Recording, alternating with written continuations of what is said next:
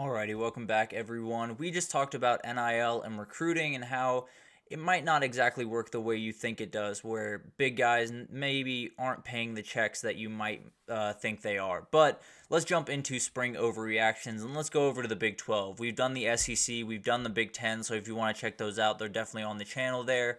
But the Big 12 is a very, very interesting conference going into this year. You have Utah, Arizona, Arizona State, and Colorado coming over from the Pac-12, and they are going to have a ton to say about this upcoming season, particularly the two teams that we'll cover today and one that we'll start with in Utah. And my big takeaway from their spring is this is the team to beat for the foreseeable future in the Big 12. And maybe it's a little bit of an overreaction. That's what this segment is about. But when you look at Utah, they're coming into the Big 12 with two conference titles over the past 3 years.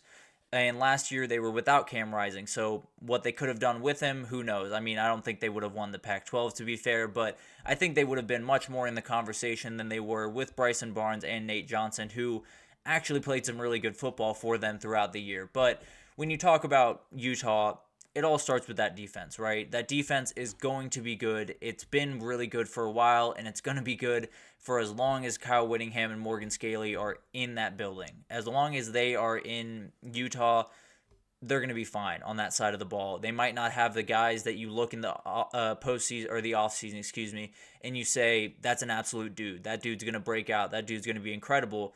But they have plenty of guys that play their part, and they do an incredible job developing all these guys and getting the absolute most out of these guys. So as long as those two guys are in the building, as long as those two guys are in the building, as long as those two guys are pulling the strings on the defensive side of the ball, they're going to be more than fine. And I think one of the big parts in this that plays a part not only into this year, but also down the road in the Big 12 is when you look at NIL, there's a lot of schools that are approaching NIL and recruiting in kind of a way that feels a little bit non-sustainable, whether it's, writing big checks or just putting your locker room in a position that's a little bit dangerous like we talked about in the previous segment. But when you look at Utah, it just doesn't really work that way. Kyle Whittingham knows he's not getting the 5-star blue chip guys. He knows he's more getting the 3-star or maybe 4-star guys on his team, and he is more than fine with that. I mean, he got Cam Rising coming over from Texas. He was a big-time 4-star talent, so they use the portal really efficiently to get the right guys in that building, not only from a makeup standpoint, but also, you're not going to get the big-time talent guys, but you can definitely get plenty of talent at Utah, and that's only increasing as they get more talent, as they get, more and more results out there. So you add guys through the portal like Cam Rising a couple of years ago. You added Jaquindon Jackson, who has now found a new place to play, but you added Dorian Singer this offseason. So they've done incredible things in the portal, not necessarily overreaching on some of these players and overstepping their bounds, but playing within what they know and doing what they feel is right for their program. And it just feels like the Big 12 at this very moment has an entirely empty throne, right? There's no one that's necessarily sitting up top. Obviously, Kansas State is the most recent champion of the group in there. Oklahoma State went to the title game a year ago.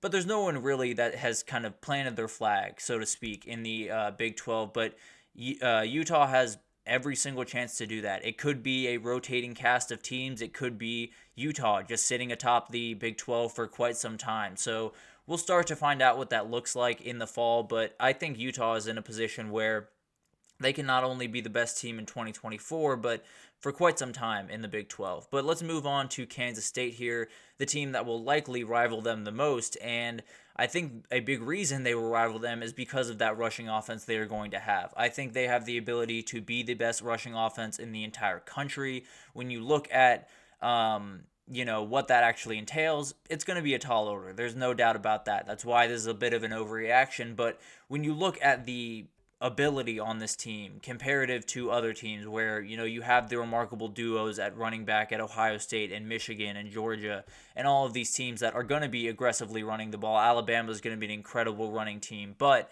when you look at Kansas State, I think there's two guys on that team that can make something out of nothing. And then there's another guy that is going to punch you in the teeth. So you talk about Avery Johnson and Dylan Edwards. I think they are two of the best playmakers in the entire conference. You take out Shadur Sanders, you take out Travis Hunter. those might be the next two guys, to be totally honest with you. I know Fafita's incredible. Tatori McMillan's definitely on that list. But both those guys are just near the top when you talk about playmaking ability, speed, elusiveness, whatever you want to categorize it as.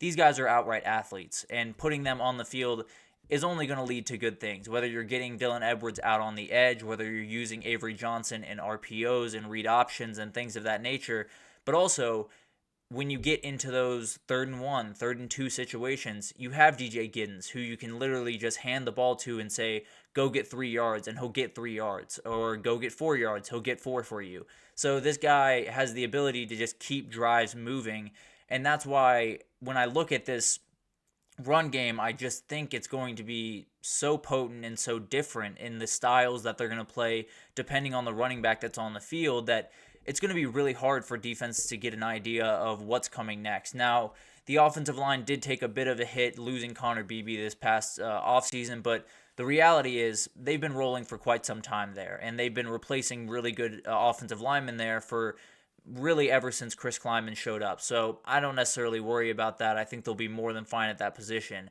Obviously, you have Connor Riley, you have Matt Wells. They're going to have a lot on their shoulders to put this in the right situations and make sure that they can, have the rushing attack that I expect of them. But they have plenty to work with, that's for sure. I do think this team is going to lean on the run. That's something that Chris Kleiman has done pretty much since he showed up in Manhattan, whether that's the quarterback running game with Will Howard or Deuce Vaughn being an absolute beast, whatever that looks like. I think that's something that has been his MO for quite some time since he's been there, and I think it'll continue to be that, and even more so this year, just because the ability they have in that backfield running the ball is just out of this world. And so many different sets, so many different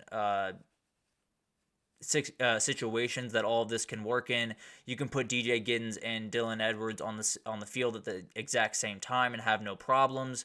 It's just going to be incredible. So it's going to be really, really fun to watch this rushing attack. I think it has the chance to be the best in the country, to be totally honest with you. But let's move on to Texas Tech, and let's keep talking about the running attack, and let's talk about Taj Brooks, because he is someone that is a little bit under the radar with Ollie Gordon having the year he had in 2023.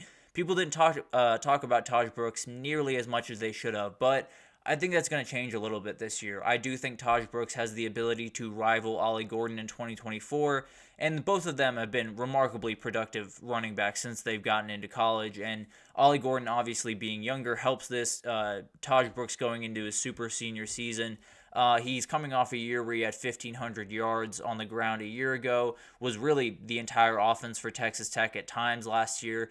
But I don't think that'll be the case this year, and I actually think that helps him in kind of meeting the expectations that have, preceded him with the ability that he's shown over the last couple of years. But when you look at this Texas Tech team, you have Caleb Douglas and Josh Kelly both coming in as transfers, Douglas from Florida and Josh Kelly from Washington State. And then you have Micah Hudson coming in as a freshman who is remarkably talented, who will definitely play a part in this offense, will likely start at one of those wide receiver positions.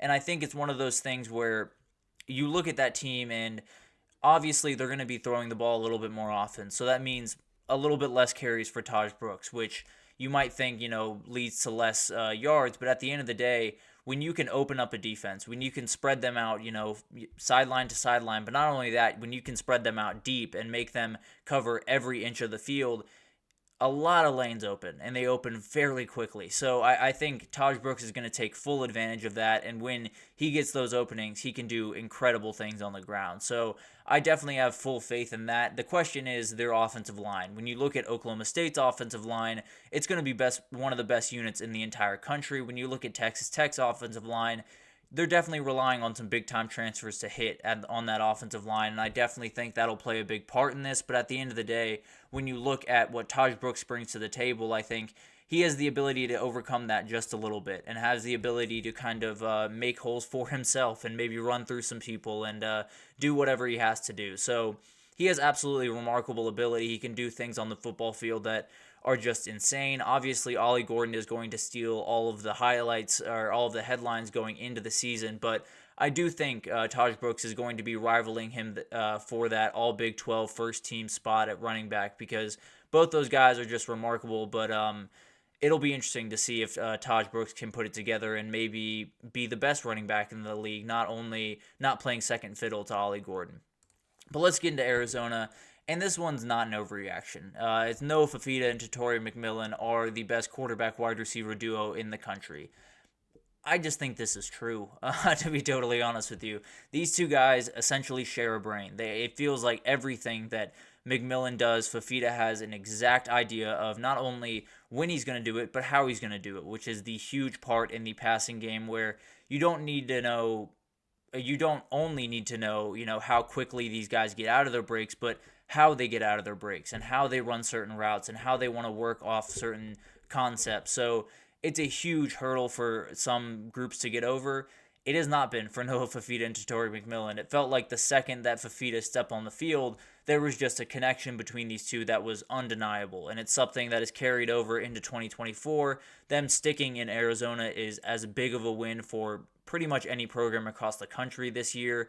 Keeping those guys on campus is as big of a win for Brent Brennan as he possibly could have hoped for. So I think Arizona is going to be one of those teams that they had the ability in 2024 to not only, prove that 2023 was not an aberration, but also stick their flag a little bit into the Big 12 and say, we're not only a team that's going to play second fiddle to Utah and to Kansas State and to the other teams in the conference, we're going to be right up there with everyone else year over year. And, utilizing these two is going to play a huge part in that because obviously these are the guys that are the engine of this offense. These are the guys that make it dynamic. Obviously, the big variable here is no longer in Jed Fish's system, so it'll be interesting to see how both of them kind of react to that and see if they can continue that magic that they had a year ago. But it's going to be a remarkable year, I do think, and it might just end in the Biletnikoff for McMillan. I think he definitely has that ability. He will be battling Luther Burden pretty aggressively for that spot, but